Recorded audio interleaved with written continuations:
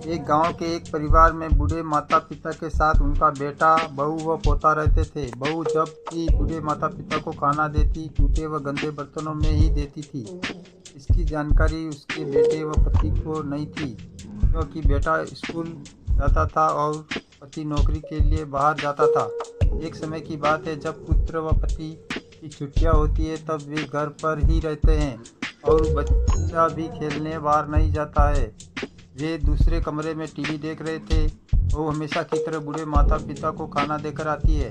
बच्चा खेलते हुए उनके कमरे में चला जाता है। दादा दादी टूटे हुए बर्तनों में खाना खा रहे थे। तभी पोता दादा दादी को उन बर्तनों में खाने से मना कर देता है।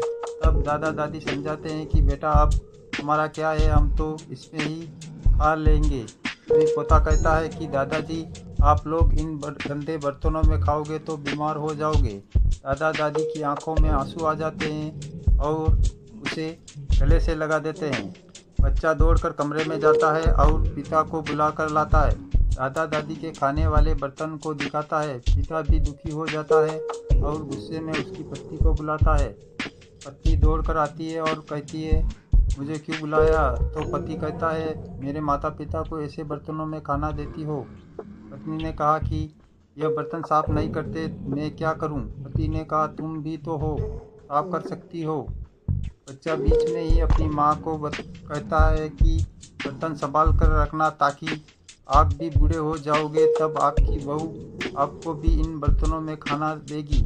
ऐसा कहने के बाद माँ सास व ससुर के पैर में हाथ जोड़कर माफ़ी मांगती है और कहती है कि मुझे माफ़ कर दो, ऐसी गलती दोबारा नहीं होगी और आपके खाने पीने के बर्तन अलग से नहीं होंगे, हमारे साथ ही होंगे और मैं भी सब साफ करके दूंगी। सास ससुर माफ़ कर देते हैं।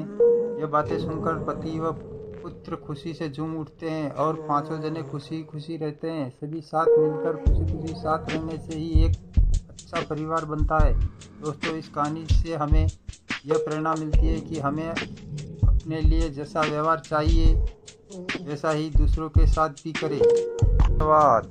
वीडियो अच्छा लगा हो तो लाइक करें और सब्सक्राइब करें।